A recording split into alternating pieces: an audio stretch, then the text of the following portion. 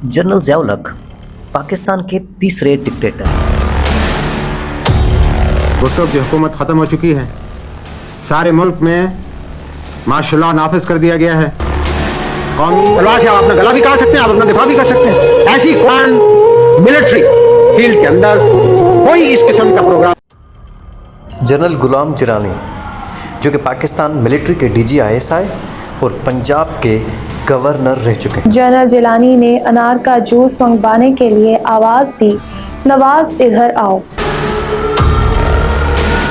General Mirza Aslam bag जो कि general Ziaul हक के मरने के बाद पाकिस्तान की मिलिट्री के आर्मी चीफ रह चुके हैं। जनरल हमीद गुल जो कि DGISI रह चुके हैं।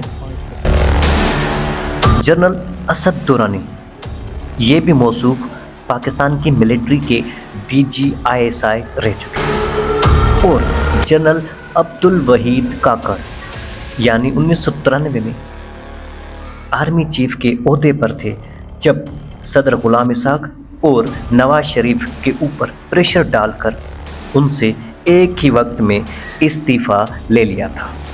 ये सारे जनरल्स वही हैं जिन्होंने प्रोजेक्ट नवाज शरीफ बनाया। इसके पीछे कहानी क्या है, आइए समझते हैं।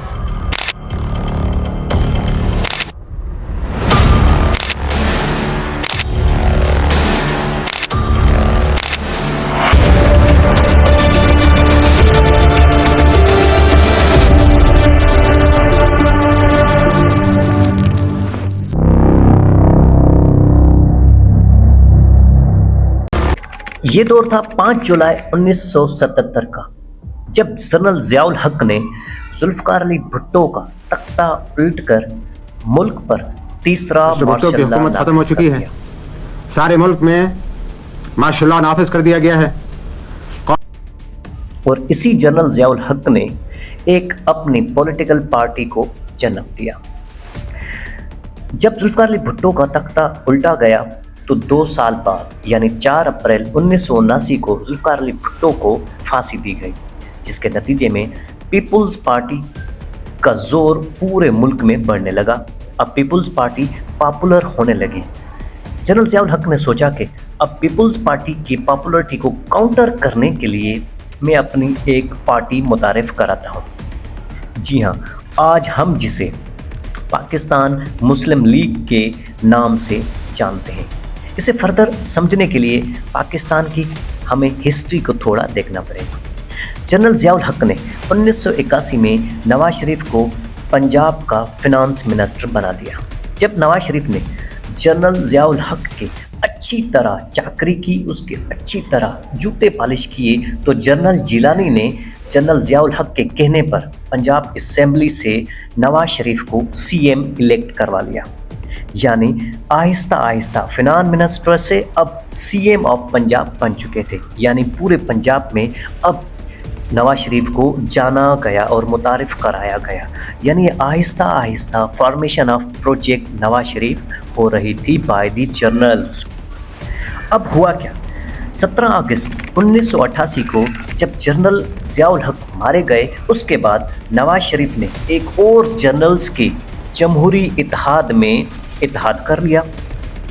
जी हाँ, वो इत्तेहाद था IJI, इस्लामी जमहूरी इत्तेहाद, जिसको बनाया था जनरल हमीद गुल ने। जी हाँ, ये वही जनरल हमीद गुल है जो कि मिलिट्री के DGISI रह चुके थे। अब इस इत्तेहाद को बहुत सारे जनरल्स और दूसरे माफिया सपोर्ट कर रहे थे। इसे सपोर्ट कर रहे थे जनरल हमीद गुल जो कि साबिका DGISI थे। इसे सपोर्ट कर रहे थे जनरल मिर्ज़ा असलम बेग, उस वक्त के आर्मी चीफ। इसे सपोर्ट कर रहे थे असद दुरानी, उस वक्त के DGISI और सबसे बड़े और ख़तरनाक खिलाड़ी, ड्रग्स माफिया के बेताज बादशाह हाजी अयूब आफरीदी। अब एक प्रोजेक्ट तो इतने सारे ताकतवर लोग सपोर्ट करें और वो पाकिस्तान जैसे मुल्क में कामयाब न हो, ये मुमकिन नहीं। नतीजतन 1990 के शॉर्ट टर्म इलेक्शन में IJI इत्तेहाद ने पीपुल्स पार्टी को बीट करके अपनी हुकूमत बना ली। जिसका प्राइम मिनिस्टर बना नवाज शरीफ। यानी ये प्रोजेक्ट फेडरल लेवल तक कामयाब हो चुका था। आपको ये बात जहन नशीन करनी चाहिए कि 1990 तक कोई भी PMLN ऑफिशियल पार्टी अनाउंस नहीं हुई थी। यानी इस वक्त तक 1990 तक पॉलिटिकली कोई भी हैसियत नवाज शरीफ की नहीं थी। फिर वक्त आया 18 अप्रैल 1993 का, यानी अब ये वक्त आया कि अब नवाज शरीफ को विक्टिमाइज दिखाया जाए।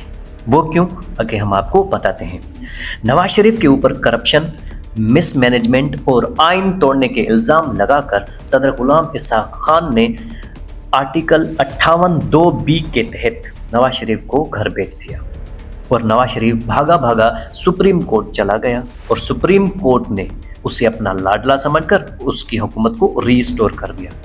फिर अब्दुल वहीद काकड़, उस वक्त के आर्मी चीफ, जो कि आसिफ नवाज जंजुआ की फितरी मौत के बाद अब्दुल वहीद काकड़ आर्मी चीफ बने थे, तो उन्होंने गुलाम इसहाक खान और नवाज शरीफ के ऊपर बहुत सारा प्रेशर डाला और उन दोनों से इस्तीफे ले लिए। अब आपके जहन में ये सवाल पैदा हो रहा होगा कि अगर जर्नल्स इस नवाज शरीफ प्रोजेक्ट को बना रहे थे तो अब्दुल वहीद काकड़ ने ज़बरदस्ती उसकी हुकूमत क्यों कराई? इसका जवाब 1-2 मिनट में मैं आपको देता हूँ। लेकिन उस वक्त कौम को क्या बताया गया? कौम को ये बताया गया कि ये सारे जर्नल्स बेअसर हो चुके थे। यानी जनरल गुलाम अली जिलानी 1978 से लेकर 1985 तक एक बाअसर और पॉलिटिक्स में एक्टिव शख्सियत थे और 93 में उसका असर रसूख ख़त्म हो गया था। जनरल हमीद गुल DGISI 1989 में रिटायर होकर उसका भी असर ख़त्म हो गया था। General Mirza Aslam Beg army chief जो के थे वो 1991 में रिटायर हो गए, अब उसका भी असर ख़त्म हो गया था। जनरल असद दुरानी 1993 में DGISI के ओहदे से रिटायर हो गया था। इसीलिए नवाज शरीफ की हुकूमत बचाने में वो नाकाम रहे। ये कहानी आवाम को दिखाई गई, लेकिन दर हकीकत ऐसा कुछ भी नहीं था। इन सारे जर्नल्स का अब ये मिशन कंप्लीट और मुकम्मल होने वाला था। वजह ये थी कि नवाज शरीफ को विक्टिमाइज करना था। पहले इन्होंने पंजाब में नवाज शरीफ को मुतारिफ कराया, यानी फिनांस मिनिस्टर और CM की शक्ल में। उसके बाद पूरे मुल्क में प्राइम मिनिस्टर के तौर पर पूरे मुल्क में नवाज शरीफ को इन जर्नल्स की मदद से मुतारिफ कराया गया। यानी अब तक नवाज शरीफ की सियासी औकात कुछ भी नहीं थी। ये finance minister, CM of Punjab और PM ऑफ पाकिस्तान सिर्फ जर्नल्स की मदद से ही बना था। अब ये नवाज शरीफ प्रोजेक्ट पूरे पाकिस्तान में मुतारिफ हो चुका था और बॉटम से लेकर टॉप तक भी पहुंच चुका था। अब टॉप तक पहुंचाकर उसको जर्नल्स ने ऐसी चोट मारी, ऐसा विक्टिमाइज बनाया कि सारी कौम की हमदर्दियां जाकर नवाज शरीफ से जुड़ गई। वजह यह है, इसकी कोई पीछे रॉकेट साइंस नहीं है, क्योंकि हमारे मुआशरे में जिसके साथ ज़्यादती होती है, नाइंसाफ़ी होती है या उसे विक्टिमाइज किया जाता है, तो सोसाइटी के दूसरे लोग उसके साथ हमदर्दी के तौर पर जुड़ जाते हैं। यानी ये भी एक प्री प्लान्ड किया गया था कि नवाज शरीफ को बॉटम से लेकर फिर टॉप पे लेकर आना है, फिर उसे विक्टिमाइज करना है, ताकि लोगों के दिलों में नवाज शरीफ के लिए हमदर्दी भरी जा सके। और अब नवाज शरीफ इतना मुतारिफ हो चुके थे कि वो अपनी पार्टी बना सके, और नवाज शरीफ विक्टिमाइज के बाद उनका वोट बैंक भी ऑटोमेटिक फिल हो गया था। यही वजह है कि वो वक्त आ गया, यानी 18 जुलाई 1993। इस तरह नवाज शरीफ ने अपनी पार्टी लॉन्च कर दी, अब जिसे हम पाकिस्तान मुस्लिम लीग के नाम से जानते हैं। So that we are at the right point that the journals project Nawaz Sharif had been completed in 18 July 1993.